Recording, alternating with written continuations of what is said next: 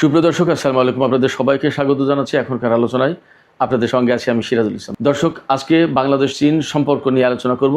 একই সাথে আলোচনা করব বাংলাদেশ চীন থেকে যে 10CE এই যুদ্ধ বিমান কেনার আলোচনা করছে। বাংলাদেশের প্রধানমন্ত্রী তারেক রহমান চীন সফরে রয়েছেন, সেখানে তিস্তা প্রকল্প নিয়ে আলোচনা হবে, বাণিজ্য ঘাটতি, বাংলাদেশে বিনিয়োগ, এরকম অনেক গুরুত্বপূর্ণ বিষয় নিয়ে আলোচনা হবে। এর ভিতরে সবচেয়ে আমাদের দর্শকদের কাছে যে বিষয়টি আলোচনায় আসছে বা গুরুত্ব পাচ্ছে সেটা হচ্ছে বাংলাদেশ এবং চীন তিস্তা প্রকল্পে একসাথে কাজ করবে কিনা এবং বাংলাদেশ চীন থেকে যুদ্ধ বিমান কিনবে কিনা। কারণ বাংলাদেশ এই মুহূর্তে নানান রকমের ভূ রাজনৈতিক ও সামরিক দিক দিয়ে বিভিন্নভাবে হুমকির মুখে বলে অনেকে মনে করেন। সে কারণে এই বিষয়টি নিয়ে বিশেষভাবে গুরুত্ব দিয়ে আলোচনা করার চেষ্টা করব। একই সাথে আলোচনা করব পাকিস্তান থেকে যে F-17 থান্ডার বিমান কিনা হবে কিনা এবং এই বিষয়ে মোটামুটি যথেষ্ট আদ্যপান্ত আলোচনা করার চেষ্টা করব। আশা করি আপনারা সঙ্গেই থাকবেন এবং ভিডিওটি ভালো লাগলে লাইক কমেন্ট শেয়ার করবেন আর চ্যানেলটি সাবস্ক্রাইব করে সাথেই থাকবেন। দর্শক, চলুন মূল আলোচনা চলে যায়। এই মুহূর্তে বাংলাদেশের সাথে চীনের সম্পর্ক নিয়ে অনেক আলোচনা হচ্ছে। কেন? তার প্রধান কারণ হচ্ছে বাংলাদেশের প্রধানমন্ত্রী তারেক রহমান চীন সফরে গেছেন এবং এই সফরটাকে বাংলাদেশের জন্য খুবই গুরুত্বপূর্ণ মনে করা হচ্ছে। বিশেষ করে সীমান্তে যখন ভারতের সাথে বাংলাদেশের পুশিনের ঘটনা নিয়ে বেশ বড় রকমের একটা উত্তেজনা চলছে। এছাড়া ভারতের পশ্চিমবঙ্গের মুখ্যমন্ত্রী শুভেন্দু অধিকারী সহ দেশটির বিভিন্ন থিঙ্ক ট্যাঙ্কের লোকজন যখন বলছেন যে বাংলাদেশের অমুক অমুক অঞ্চল কেটে নেওয়া হবে, বিচ্ছিন্ন করা হবে, ভাগ করা হবে, অমুক এলাকা দখল করা হবে, বাংলাদেশের ভেতরে বিভিন্ন রকমের বিশৃঙ্খলা সৃষ্টি করা হবে, এই সমস্ত নানান রকমের হুমকি যখন দিচ্ছেন তখন এই সফরটা সংগঠিত হচ্ছে। এবং যেহেতু চীনের সাথে ভারতের আঞ্চলিক এবং আন্তর্জাতিক পর্যায়ে প্রতিযোগিতা আছে, দ্বন্দ্ব আছে এবং সামরিক, রাজনৈতিক, অর্থনৈতিক সব রকমের টানাপোড়েন আছে, সেই কারণে এই বিষয়টা এই মুহূর্তে খুব বেশি আলোচনায় আসছে। একই সাথে তিস্তা চুক্তিও কিন্তু খুব গুরুত্বপূর্ণ। তিস্তা চুক্তি গুরুত্বপূর্ণ এই কারণে তিস্তা নদীর উপর বাদ দিয়ে ভারত আমাদের এপাশের নদীকে একেবারেই মেরে ফেলেছে, যার কারণে শুষ্ক মৌসুমে একেবারে মরুভূমি, আর যখন বর্ষা মৌসুম আসে এই যে এখন তিস্তা প্রকল্প সমস্ত সব কপাট খুলে দিচ্ছে এবং আমাদের এপাশে বন্যায় ডুবে যাবে। তো এই যে যখন আমাদের পানি দরকার তখন আটকে রাখে, আর যখন পানির দরকার না তখন ছেড়ে দিয়ে আমাদের ডুবিয়ে মারে। এই যে এই রকমের বিভিন্ন রকমের সংকট আছে, এই সংকটগুলো আসলে এই তিস্তা প্রকল্পের সাথে অনেক কিছু জড়িত। বাংলাদেশের প্রধানমন্ত্রী তারেক রহমান যখন চীন সফরে গেছেন তখন এই বিষয়টা নিয়ে কতদূর কি হবে, আমরা চুক্তি করব কিনা, চীন আমাদেরকে ব্যাপারে সাহায্য করবে কিনা, চীন এখানে অংশগ্রহণ করবে কিনা, আমাদেরকে কারিগরি সহায়তার পাশাপাশি আর্থিক সহায়তা দিয়ে সাহায্য করবে কিনা, পাশে থাকবে কিনা, এই সমস্ত নানান রকমের আলোচনা চলছে। সমস্ত সব কিছু ছাপিয়ে সবচেয়ে বড় প্রশ্ন দেখা দিয়েছে যে বাংলাদেশকে চীন থেকে নতুন করে মোটামুটি আধুনিক 4.5 জেনারেশন, যেটা অর্থাৎ প্রজন্ম 4.5, 5th জেনারেশন বলে, এটা 4.5 জেনারেশন। এই জেনারেশনের যে 10CE এই বিমান, যুদ্ধ বিমান, মাল্টিরোল ফাইটার আমরা কিনবো কিনা, এটা নিয়ে কোনো চুক্তি হবে কিনা, এটা নিয়ে আলোচনা হবে কিনা, ইত্যাদি ইত্যাদি। এবং এই বিমানের ব্যাপারে এত বেশি আগ্রহ মানুষের এই কারণে গত বছরের মে মাসে ভারত এবং পাকিস্তানের ভেতরে 6 দিনের একটা সংক্ষিপ্ত যুদ্ধ হয়েছিল। সেই যুদ্ধের সময় পাকিস্তান একেবারে সহজেই চীনের কাছ থেকে পাওয়া এই যে 10CE এই বিমানটা ব্যবহার করে ভারতের রাফাল বিমান, অত্যাধুনিক বিমান রাফাল বিমান, এই বিমানকে পরাজিত করেছিল এবং ভারত মারাত্মক রকমের কোণঠাসা হয়ে পড়েছিল। ভারতের অনেকগুলো বিমান ভূপাতিত করেছিল পাকিস্তানের বিমান বাহিনী বা পাকিস্তানের পাইলটরা, বা এই যে 10CE বিমান ব্যবহার করে। সেই কারণে বাংলাদেশের মানুষ মনে করে যে এই বিমান কিনলে বুঝি আমরা ভারতের মোকাবেলায় বা ভারতের এগেনস্টে আমরা একটা শক্তিশালী অবস্থানে থাকতে পারবো এবং ভারত আমাদের বিমান বাহিনীকে বা আমাদের সামরিক শক্তিকে খানিকটা সমীহ করবে, এইরকম একটা জায়গা থেকে মানুষ প্রত্যাশা করেন। আসলে আমি যা বলি, সবচেয়ে বড় যে কারণ এই রকম প্রত্যাশার, সেটা হচ্ছে যারা এই সমস্ত প্রত্যাশা করে, যারা এরকম চিন্তা করে, তারা প্রত্যেকটা মানুষ বাংলাদেশকে ভালোবাসে। তারা বাংলাদেশের উন্নতি চায়, বাংলাদেশের কল্যাণ চায়, বাংলাদেশ স্বাধীন সার্বভৌম রাষ্ট্র হিসেবে বিশ্বের বুকে বুক উঁচু করে, মাথা উঁচু করে দাঁড়াক, এটা চাই।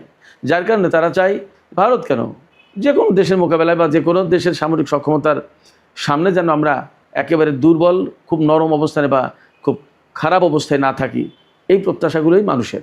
যার কারণে এই যে আমাকে অনেক দিন ধরে অনেক দর্শক অনুরোধ করেছেন যে আপনি বাংলাদেশের সামরিক সক্ষমতা, ইরান ইসরায়েল আমেরিকার এই যুদ্ধের প্রেক্ষাপটে বাংলাদেশের কী করণীয়, কী করা উচিত, বা বাংলাদেশের সামরিক সক্ষমতা কোথায়, কোন কোন জায়গায় কাজ করা দরকার, পাকিস্তানের সাথে, চীনের সাথে, ইরানের সাথে আমরা কিভাবে সম্পর্ক করতে পারি, ইত্যাদি ইত্যাদি। এবং আমি যতদূর মনে করতে পারি কেউই এই পর্যন্ত বলেনি যে ভারতের সাথে সম্পর্ক আমরা কীভাবে ডেভেলপ করতে পারি, ভারতের কাছ থেকে আমরা কী কী কিনে সামরিক দিকে উন্নতি করতে পারি, এই সমস্ত কেউ বলেনি। যার কারণে বুঝতে পারি যে কেন যেন মানুষের ভেতরে একটা ভারত বিরোধী ফিলিংস আছে। এটা মোটামুটি আমি দেখতে পারি, বুঝতে পারি। অবশ্য ভারত বিরোধী ফিলিংস হওয়ার একটা বড় কারণ আছে, একটা না অনেকগুলো কারণ থাকতে পারে। তার ভিতরে আমি একটা কথা একটু বলে আসি এখানে। ভারত আমাদের একেবারে নিকটতম প্রতিবেশী, 3 দিকে ভারত, একদিকে আমাদের বঙ্গোপসাগর। সেক্ষেত্রে ভারত আমাদের আসলেই খুবই গুরুত্বপূর্ণ এবং নিকটতম প্রতিবেশী তো বটেই, গুরুত্বপূর্ণ প্রতিবেশীও বটে। ভারতকে মাইনাস করে আমাদের চিন্তাভাবনা করা খুব কঠিন। এই জায়গায় আমরা আসলে ভারতকে বন্ধু হিসেবে সুন্দর, ভালো, সৎ এবং সুপ্রতিবেশী হিসেবে দেখতে চেয়েছি বা দেখতে চাই। কিন্তু মুশকিলটা হয়েছে, আমি আরেকটু কথা বলি, আমাদের 1971 সালে ভারত যে মুক্তিযুদ্ধে আমাদের যে স্বাধীনতা অর্জনের ক্ষেত্রে তারা যে সহযোগিতা করেছিল তার জন্য আমাদের কৃতজ্ঞতা এবং ধন্যবাদ আছে। কিন্তু এই স্বাধীনতার পরেই তারা যে কাজগুলো করেছে সেই কাজগুলো কিন্তু আমাদের দেশের স্বার্থে, আমাদের ভৌগোলিক সীমানার স্বার্থে, আমাদের স্বাধীনতা সার্বভৌমত্বের স্বার্থে, আমাদের জনগণের স্বার্থে খুব একটা বেশি যায়নি। বাংলাদেশ স্বাধীন হওয়ার পরেই কিন্তু ফারাক্কাবাদ চালু করেছে এবং শেখ মুজিবুর রহমানের কাছ থেকে অনুমতি নিয়ে পরীক্ষামূলক চালু করা হয়েছিল। সেই পরীক্ষামূলক চালু আর জীবনে কোনোদিন শেষ হলো না। পরবর্তীতে আমরা ফারাক্কাবাদের কতটা নির্মম শিকার আমরা বাংলাদেশের প্রত্যেকটা নাগরিক কম বেশি জানি, ভারতের লোকজনও জানে, আন্তর্জাতিক সম্প্রদায়ের লোকজনও জানে। এটা আন্তর্জাতিক একটা ইস্যু। এরপরে তিস্তা প্রকল্প, একই কাহিনী। তিস্তার উজানে বাদ দিয়ে আমাদের উত্তর অঞ্চলের সবচেয়ে বড় নদী তিস্তা, সেই তিস্তা নদীকে একদম মেরে ফেলেছে, ধ্বংস করে দিয়েছে এবং আমরা এখন মরুভূমি প্রায় উত্তরাঞ্চল। বর্ষাকালে পানি ছেড়ে দিলে আমরা ডুবে মরি। নদীর নাব্যতা নেই, স্রোত নেই, নদীর বাদ দেওয়ার কারণে স্রোত নেই আমাদের পাশে। দিন দিন নদী ভেঙে চর পড়ে নদীর নাব্যতা হারিয়েছে। বর্ষাকালে যখন প্রচণ্ড রকম বেগে পানি ছেড়ে দেয়, প্রচুর পরিমাণে পানি ছেড়ে দেয়, আমাদের নদীতে ধারণ ক্ষমতা না থাকার কারণে, নাব্যতা না থাকার কারণে সেই পানি একাকার হয়ে যায়, একুল ওকুল দুকুল ছাপিয়ে বন্যা সৃষ্টি করে এবং আমাদের ফসলের ক্ষতি হয়, মানুষজনের ক্ষতি হয়। প্রতি বছর আমরা আর্থিক সংকটে পড়ে যাই বন্যায় ক্ষতিগ্রস্ত হয়ে। তার মানে আমাদের, এবং এই যে তারা বন্যায় মারছে, শুষ্ক মৌসুমে পানিতে মারছে, অর্থাৎ 2 মৌসুমেই পানিতে মারছে, একবার পানি না দিয়ে আর একবার পানি দিয়ে। এই যে পানি দিয়ে এবং না দিয়ে, তার মানে কি ভারত আমাদেরকে বোঝালো যে আমি যদি দিই তবে তুমি পাবে, আমি যদি না দিই তবে তুমি পাবে না। তার মানে আমরা তাদের উপর নির্ভরশীল। এই যে বড় ভয় সুলভ একটা আচরণ করলো, অর্থাৎ কোনো ক্ষেত্রে সে প্রভু হয়ে দাঁড়ালো যে সে দিলে পাবো, না দিলে পাবো না। অথচ আন্তর্জাতিক নদী হিসেবে আমাদের কিন্তু ন্যায্য অধিকার, আমার ভাটি দেশ হিসেবে আমাদের পানি পাওয়ার অধিকার, ন্যায্য অধিকার, সেই অধিকার থেকে আমাদের বঞ্চিত করছে। একইভাবে এরকম আমাদের বাংলাদেশের উজানে বলা হয় 54টা নদীতে, অভিন্ন 54টা নদীতে বাদ দিয়েছে, কিন্তু সংখ্যাটা সম্ভবত আরও বেশি। আমরা যদি 54টা নদীর কথা ধরিও, তাহলেও বাংলাদেশের ভেতরে আরও বহু সংখ্যক নদী এই বাঁধ এবং ভারতের পানি আটকে দেওয়ার কারণে আমাদের নদীগুলো মরে গেছে। খাল, বিল, নদী, নালা সব কিছু শেষ। আমাদের এতে মাছের প্রজন্ম, মাছের প্রজাতি নষ্ট হয়েছে, আমাদের ধান ফসল, আমাদের নদীর নাব্যতা, জোয়ার না থাকার কারণে উজানে লবণাক্ত পানি চলে আসছে। আমরা ভূপ্রকৃতি বিভিন্নভাবে, মরুকরণ হচ্ছে, লবণাক্ততা হচ্ছে, বহুভাবে আমরা ক্ষতিগ্রস্ত। জলবায়ু, আবহাওয়াগত সব দিক দিয়ে আমরা ক্ষতিগ্রস্ত এই ভারতের কারণেই। সেক্ষেত্রে বাংলাদেশের মানুষ ভারতকে যদিও বন্ধু ভাবতে চায়, বন্ধু ভেবেছিল, কিন্তু ভারতের কারণেই সেই জিনিসটা নষ্ট হয়ে গেছে। একদম সহজ কথা। এই কথাটা ভারত কখনোই বুঝতে চেয়েছে বলে আমার কাছে মনে হয় না। যাই হোক, এইরকম একটা জায়গা থেকে আমরা তো অনেক জায়গায় বঞ্চিত। আমাদের এত বৃহৎ প্রতিবেশী, তারা সীমান্তে আমাদের বিজিবি আছে বা বিডিআর ছিল, তাদের বিএসএফ আছে, এর ভেতরেও কাঁটার তারের বেড়া দিয়ে আমাদেরকে ঘেরাও করে ফেলছে। সীমান্তে যে সমস্ত চোরাচালান হয়, সেই চোরাচালানে ফেন্সিডিল, মাদক, এই সমস্তগুলো আসার জন্য ভারত ব্যবস্থা করে দেয়। অথচ গরু বা আদার আনতে গেলে কিন্তু আমাদের লোকজনকে হত্যা করে। আমি যদিও চোরাচালান বা অবৈধ কোনো রকমের লেনদেনের আমি পক্ষে কথা বলছি না, কিন্তু গরু চোরাচালান করে আনতে গেলে মানুষ হত্যা করে, অথচ ফেন্সিডিল থেকে শুরু করে বিভিন্ন রকম মাদক চোরাচালান করে যখন আনা হয় তখন কিন্তু কোনো মানুষকে গুলি করে হত্যা করে না।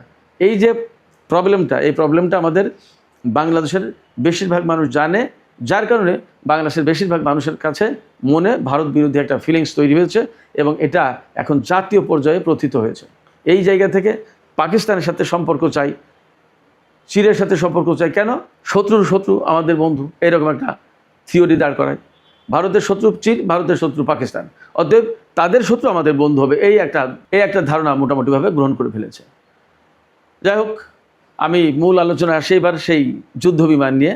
যুদ্ধ বিমানের যে আলোচনাটা করতে চাই সেটি হচ্ছে, হ্যাঁ, বাংলাদেশ চীনের কাছ থেকে যে টেনসি এই যুদ্ধ বিমান কিনতে চাই, এ ব্যাপারে অনেকটা আলোচনা এগিয়েছে। বিশেষ করে অন্তর্বর্তী সরকারের আমলে এই বিষয়গুলো নিয়ে অনেকটা কাজ হয়েছিল।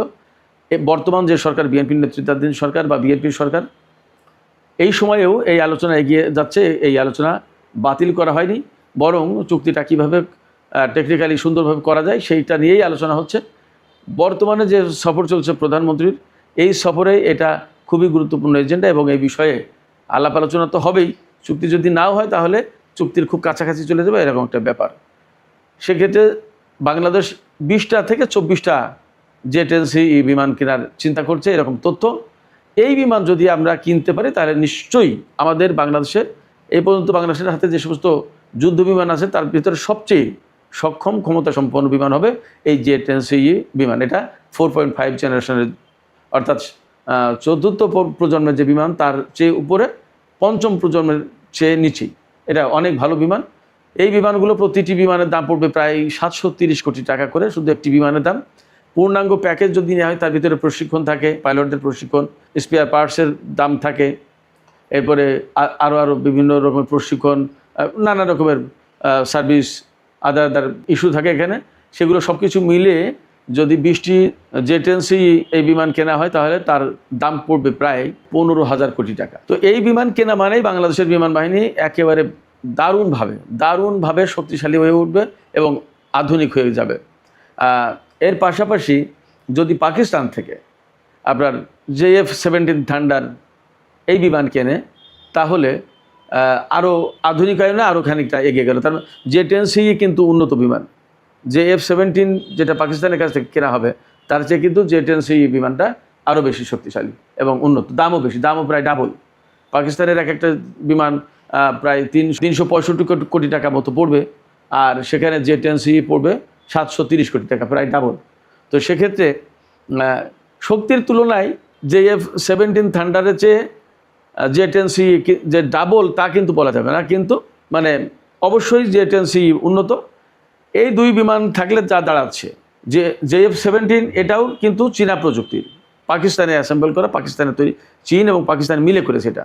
আর জেট-এনসি এটা কমপ্লিটলি চীনের। তার মানে এই দুই ধরনের বিমান যদি বাংলাদেশে আসে তাহলে দুটো জায়গায় চীনের প্রযুক্তি, চীনা ছোঁয়া কিন্তু আছে। তো সেই জায়গা থেকে এই দুই রকমের বিমান যদি গোটা 50 বাংলাদেশের হাতে আসে তাহলে বেশ খানিকটা শক্তিশালী হয় বাংলাদেশের বিমান বাহিনী। বাংলাদেশের বিমান বাহিনীর হাতে এবং তো যতদূর জানা যায় প্রায় 79-80টি যুদ্ধ বিমান আছে। তার ভিতরে আমাদের এখন পর্যন্ত যে বিমান আমাদের হাতে আছে যুদ্ধ বিমান, তার ভিতরে সবচেয়ে ভালো বিমান হচ্ছে MiG-29। এই MiG-29-এর পরে যে বিমান সেটা হচ্ছে যে F-7BG। তো এই F-7 সিরিজের যে বিমানগুলো, এই বিমানের মডেল কিন্তু তৈরি হয়েছে 1960-65 সালের দিকে। সেই বিমান আমরা কিনেছি 2011 সালে চুক্তি হয়েছে, 2013 সালে কিনেছি চীনের কাছ থেকে বেশ কিছু বিমান। তো MiG-29 পরেই এই যে F-7 সিরিজের বিমান আমাদের হাতে আছে। আমাদের হাতে আছে রাশিয়ার তৈরি বা আরও বিভিন্ন জায়গার হেলিকপ্টার, তারপরে মার্কিন হারকিউলিস বিমান, পরিবহন বিমান যেটা, এরকম বিভিন্ন দেশের বিমান আছে। তবে আমাদের যুদ্ধ বিমান মূলত রাশিয়া এবং চীনের তৈরি বিমান। তো এই পর্যায়ে আমাদের বিমান বাহিনীকে যদি সত্যি আধুনিকায়ন করতে হয়, শক্তিশালী করতে হয়, তাহলে এই সমস্ত বিমান কেনার কোনো বিকল্প নেই।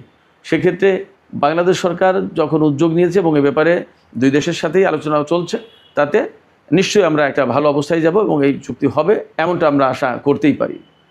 এখানে কয়েকজন দর্শক প্রশ্ন করেছেন, সেই প্রশ্নগুলোর একটু জবাব দিই। প্রথম একজন প্রশ্ন করেছেন যে আমরা এই ধরনের বিমান কিনতে গেলে ভারতের আপত্তি কেন, বা আপত্তি থাকা উচিত কিনা, বা আপত্তি করবে কেন। আমি মনে করি যে যেহেতু বাংলাদেশ স্বাধীন সার্বভৌম দেশ, আমরা কার কাছ থেকে কী কিনবো সেটা আমাদের সম্পূর্ণ নিজস্ব ব্যাপার। এখানে কারোর আপত্তি থাকা উচিত নয়, এটা সৎ প্রতিবেশী সুলভ আচরণ নয়। ভারত রাশিয়ার কাছ থেকে না আমেরিকার কাছ থেকে না ফ্রান্সের কাছ থেকে কার কাছ থেকে কী কেনে এটা যেমন আমরা দেখি না, তেমনি আমরা কার কাছ থেকে কী কিনছি এটা ভারতের দেখা উচিত না। এটা কোনোভাবেই নীতিগত দিক দিয়ে সমর্থন করা যায় না। ফলে আমি এই দর্শকের প্রশ্নের সাথে সম্পূর্ণভাবে একমত। বাংলাদেশ চীন সম্পর্ক নিয়ে একটু আলোচনা করতে বলেছেন। আমি আপনাদেরকে খুব সহজে এবং সংক্ষেপে যে কথা বলতে চাই সেটি হচ্ছে, চীন বাংলাদেশের সাথে যথেষ্ট ভালো সম্পর্ক রাখে। এবং আমি আপনাদেরকে বলি, বাংলাদেশ স্বাধীন হওয়ার পরে বাংলাদেশের স্বাধীনতা সার্বভৌমত্বকে কিন্তু চীন প্রথমে স্বীকার করেনি, স্বীকৃতি দেয়নি। 1975 সালের 15ই আগস্টের আগ পর্যন্ত বাংলাদেশকে রাষ্ট্রীয়ভাবে স্বীকৃতি দেয়নি চীন। 1975 সালের 15 আগস্ট যখন শেখ মুজিবুর রহমান মারা যান, তারপরে 31শে আগস্ট বাংলাদেশকে স্বীকৃতি দেয় চীন। এবং 1976 সালে প্রেসিডেন্ট জিয়াউর রহমান রাষ্ট্র ক্ষমতায় আসার পরে বা রাষ্ট্র পরিচালনার দায়িত্ব পাওয়ার পরে সর্বপ্রথম তিনি চীন সফর দিয়ে কিন্তু শুরু করেছিলেন। চীন সেই জায়গা থেকে বাংলাদেশের একটা অকৃত্রিম বন্ধু বা বিএনপির অকৃত্রিম বন্ধু একথা বলা যায়। এবং এই স্বীকৃতি বা এই যে সম্পর্ক প্রতিষ্ঠা হলো 1975 সালের 31 আগস্ট, তারপর থেকে কিন্তু চীনের সাথে আমাদের সবসময় ভালো সম্পর্ক ছিল এবং চীন কিন্তু আমাদের পাশে সবসময় বন্ধু হিসেবে থেকেছে। আর এখন বাণিজ্য আদার যে সমস্ত সেকশন আছে সেখানে আমরা কতটা চীন নির্ভর হয়ে পড়েছি সেটা তো আমাদের কম বেশি সবার জানা। তো চীনের সাথে অনেকে বলে চীন ব্যবসা ছাড়া কিছু বোঝে না। আমি ব্যক্তিগতভাবে বলি যে না, চীন ব্যবসা ছাড়া বোঝে না তা কিন্তু না, তার আন্তর্জাতিক অঙ্গনের বিরাট ভূ রাজনীতির পলিসি আছে। অতএব সে ব্যবসা ছাড়াও অনেক কিছু বোঝে এবং ব্যবসা যখন বোঝে তখন তার ভেতরে ভূ রাজনীতি থাকে। তার মানে আমার সাথে ব্যবসা করবে কি করবে না, আমার সাথে সুবিধা কোথায় অসুবিধা কোথায়, এগুলো তার যেমন বিবেচনা থাকে, তেমনি চীন বিশ্বস্ত বন্ধু হিসেবে অনেক দেশের পাশেই দাঁড়ায়। এটা পৃথিবীর নজির আছে। এই যে ইরানের সাথে যে ইসরায়েল এবং আমেরিকার যুদ্ধ, সেখানে কিন্তু চীন তার পাশে বিশ্বস্ত বন্ধু হিসেবে দাঁড়িয়েছে। এটা কিন্তু গুরুত্বপূর্ণ ব্যাপার, বিপদে পাশেই থাকে। এই জায়গা থেকে আমরা চীনের সাথে যে সম্পর্ক রাখি সেই সম্পর্ক আরও দিন দিন বাড়ানো উচিত বলে আমি মনে করি। আরেকজন প্রশ্ন করেছেন বিগত সরকারের সাথে চীনের সম্পর্ক। হ্যাঁ, চীনের সাথে বিগত সরকারেরও সম্পর্ক ছিল, কিন্তু চীনের সাথে বিগত সরকারের সম্পর্ক আর এখনকার সরকারের সম্পর্কের ভেতরে নীতিগত বিভিন্ন দিক দিয়ে পার্থক্য হবে। বিগত সরকার আসলে সবাইকে সন্তুষ্ট রেখে নিজের কাজ সিদ্ধি করতে চেয়েছিল, নিজে ক্ষমতায় থাকতে চেয়েছিল। বাস্তব কথা হচ্ছে যে এইভাবে আসলে থাকা যায় না, সবাইকে সন্তুষ্ট করে একটা পর্যায়ে থাকা যায় না। কোথাও না কোথাও গিয়ে আপনাকে একটা সাইড নিতেই হবে। সবার সাথে ভালো সম্পর্ক রাখার চেষ্টা করা উচিত, কিন্তু কোথাও না কোথাও গিয়ে আপনাকে একটা অবস্থান নিতে হবে, এটা বাস্তবতা। যেমন এই মুহূর্তে আমেরিকা আমাদের সাথে ভালো সম্পর্ক চাই, ভারত চাই, রাশিয়া চাই, জাপান চাই, চীন চাই, সবাই চাই, পাকিস্তান চাই। এখন আমরা কার সাথে কোন মাত্রায় সম্পর্ক করব, এই জায়গায় আমাদের পররাষ্ট্রনীতি থেকে এটা ঠিক করতে হবে। এবং এই জায়গায় আমি বলি, এখানে আমাদের শক্তিশালী থিঙ্ক ট্যাঙ্ক থাকার দরকার। এই থিঙ্ক ট্যাঙ্ক না থাকলে আসলে আমরা অনেক কিছু বুঝতে পারবো না, গবেষণা করতে পারবো। গবেষণা না হলে এগুলো হয় না। পৃথিবীর বহু দেশের এরকম থাকে, একেবারে শব্দ ধরে ধরে দেশ না, শব্দ ধরে ধরে থিঙ্ক ট্যাঙ্ক থাকে। আমরা হয়তো সেই পর্যায়ে যেতে পারবো না, অন্তত দেশ ধরে, অঞ্চল ধরে আমরা থিঙ্ক ট্যাঙ্ক গঠন করা উচিত এবং এ নিয়ে প্রচুর কাজ করা উচিত। আমাদেরকে আসলে পিছিয়ে পড়ে থাকলে চলবে না এবং দুর্বল ভাবলে, গরিব ভাবলে চলবে না। আমাদেরকে সামনে এগিয়ে যেতে হবে এবং খুব স্ট্রংলি এগিয়ে যাওয়ার চেষ্টা করতে হবে। এই জন্য যেমন সামরিক সহযোগিতা দরকার, চুক্তি দরকার, শক্তি অর্জন করা দরকার, তেমনি রাজনৈতিক, তেমনি ডিপ্লোমেসি, তেমনি আন্তর্জাতিক সম্পর্ক বিশ্লেষণ এবং আন্তর্জাতিক সম্পর্ক বিশ্লেষণের ক্ষেত্রে আমাদের থিঙ্ক ট্যাঙ্ক থাকা দরকার। এটা অপরিহার্য। মধ্যপ্রাচ্যের সাথে, ইরানের সাথে, সৌদির সাথে, কাতারের সাথে, পাকিস্তানের সাথে, কোন দেশের সাথে আমাদের কীরকম সম্পর্ক হবে, কোথায় কম, কোথায় বেশি, কোথায় এগোবো, কোথায় পিছাবো, এভরিথিং আমাদেরকে ডিসকাস করতে হবে, গবেষণা করতে হবে এবং সেই অনুযায়ী পলিসি নির্ধারণ করতে হবে। আর এক ভাই প্রশ্ন করেছেন যে বাংলাদেশ ইরান সামরিক সম্পর্ক করতে পারে কিনা, বা ইরানের কাছ থেকে আমরা কীভাবে সামরিক সহায়তা বা সম্পর্ক করতে পারি, নিতে পারি সহায়তা। এই মুহূর্তে ইরানের কাছ থেকে সামরিক সহায়তা নেওয়া কঠিন। এই কারণে বলবো যে এখনও তো নিষেধাজ্ঞা পুরোপুরি উঠে যায়নি। তেল সংক্রান্ত যে নিষেধাজ্ঞা সেইগুলো উঠেছে। এই আলোচনা এবং এক পর্যায়ে যদি চূড়ান্ত চুক্তি হয়, হয়তো তখন ইরান মুক্তভাবে সব কিছু করতে পারবে। তখন আমরা নিষেধাজ্ঞা মুক্ত ইরানের সাথে আমরা অনেক কিছু করতে পারবো এবং এই জায়গায় আমরা করতে চাই কিনা সেটা আগে নির্ধারণ করতে হবে। কারণ মধ্যপ্রাচ্যের রাজনীতির সাথে অনেকগুলো হিসাব বিকাশ, শিয়া সুন্নির প্রশ্ন আছে। সৌদি আরব, পাকিস্তান, তুরস্ক, ইরান সবাই এক একটা প্লেয়ার। সংযুক্ত আরব আমিরাত, ভারত, ইসরায়েল, আমেরিকা, নানামুখী। আমরা 1994 সালে বেগম খালেদা জিয়া প্রথমবার সরকারে যখন তিনি যখন প্রধানমন্ত্রী তখন ইরানের প্রেসিডেন্ট হাশেম রাফসানজানি ছিলেন বাংলাদেশে। ইরানের পক্ষ থেকে প্রস্তাব দেওয়া হয়েছিল যে আমরা একটা রিফাইনারি, তেল রিফাইনারি করে দিতে চাই, কিন্তু বাংলাদেশ তখন নিতে পারিনি আমেরিকার চাপে। কেমন? তো আমেরিকার চাপ যখন আমরা বিবেচনায় নিই তখন তো আমরা অনেক কিছু করতে পারবো না। কিন্তু এটা পরিবর্তিত বিশ্ব, এই যে ইরানের সাথে যে যুদ্ধটা হলো সেই যুদ্ধের মধ্য দিয়ে নতুন করে বিশ্ব ব্যবস্থা পরিবর্তিত হয়ে যাবে এবং এটা হবেই। তো সেই জায়গায় আমরা কীভাবে অ্যাডাপ্ট করবো এবং এই পলিসির সাথে নিজেদেরকে খাপ খাওয়াবো, এই ধারায় আমরা নিজেদেরকে যুক্ত করবো, এগুলো সব গবেষণার ব্যাপার। থিঙ্ক ট্যাঙ্কে আলোচনা হয়, সেইভাবে সরকারকে পলিসি দিতে হবে, সরকার সেইগুলো ইমপ্লিমেন্ট করবে। এর জন্য অনেক কিছু প্রতিষ্ঠা করা দরকার। আসলে আমাদের এই ভাবনা চিন্তা থিঙ্ক ট্যাঙ্ক দরকার হবে, গবেষণা সেল দরকার। তো ইরান থেকে আমরা নিতে পারি কিছু কিছু ন্যায়ও, ইরান থেকে হয়তো খুব সামান্য মাত্রায় কিছু কিছু গোলা বারুদ এই সমস্ত ন্যায়, তা আমরা আরও অনেক কিছু নিতে পারি। এবং ইরানের কী সামরিক সক্ষমতা সেটা তো আমরা কম বেশি দেখলাম। বিশেষ করে ড্রোন প্রযুক্তি তো নিতেই পারি। তো সেই ন্যায়টা আমেরিকা বা আদার যে সমস্ত প্লেয়ার আছে তাদের সাথে আমরা কীভাবে কি ডিপ্লোমেসি মেনটেন করবো, তাদের সাথে সম্পর্ক ধরন, তাদের সাথে কি টানাপোড়েন সৃষ্টি হবে কি হবে না, বা আমাদের লাভ ক্ষতি কোথায়, আমরা কতটুকু স্বাধীনভাবে আমাদের পলিসি ইমপ্লিমেন্ট করতে পারবো, এগিয়ে নিয়ে যেতে পারবো, এগুলো সবই আলোচনার বিষয়। এগুলো ভাবনা চিন্তা করেই সামনে আগানো উচিত। তো সুপ্রিয় দর্শক, আসলে এটা নিয়ে দীর্ঘ বিস্তারিত এবং অনেকগুলো সিরিজ আলোচনা করা দরকার, তাহলে হয়তো শেষ করা যাবে। এই সমস্ত এত অল্প সময়ে সব কথা বলা সম্ভব হলো না। তো আমি এখনকার আলোচনা এখানে শেষ করতে চাইছি। যদি পারি প্রয়োজনে কাল পরশু যে করে একদিন হয়তো আমি একটা লাইভে আরও দীর্ঘ আলোচনা করব আপনাদের সাথে। আশা করি আপনারা সে পর্যন্ত ভালো থাকবেন। আর যাবার আগে আমি আপনাদেরকে একটা প্রশ্ন করতে চাই, আপনাদের মতামত কি জানতে চাই, যে আসলে চীনের সাথে বাংলাদেশের সম্পর্ক কোন মাত্রায় যাওয়া উচিত। আপনাদের মতামত কমেন্টে জানাতে পারেন এবং আশা করি আপনাদের এই মতামত সরকারের কাছেও পৌঁছাবে। তো সুপ্রিয় দর্শক, এখনকার আলোচনা আমি এখানে শেষ করতে চাইছি। যাবার আগে এইটুকু বলি, যদি ভিডিও ভালো লাগে, আলোচনা ভালো লাগে, তাহলে লাইক কমেন্ট শেয়ার করবেন এবং চ্যানেলটি সাবস্ক্রাইব করে সাথেই থাকবেন। দর্শক, এতক্ষণ সঙ্গে থাকার জন্য আপনাদের সবাইকে ধন্যবাদ। আবারও বলি, টক উইথ সিরাজের সাথেই থাকুন, বিশ্ব রাজনীতির খুঁটিনাটি বিশ্লেষণ বোঝার চেষ্টা করুন। সবাইকে অনেক অনেক ধন্যবাদ। আল্লাহ হাফেজ।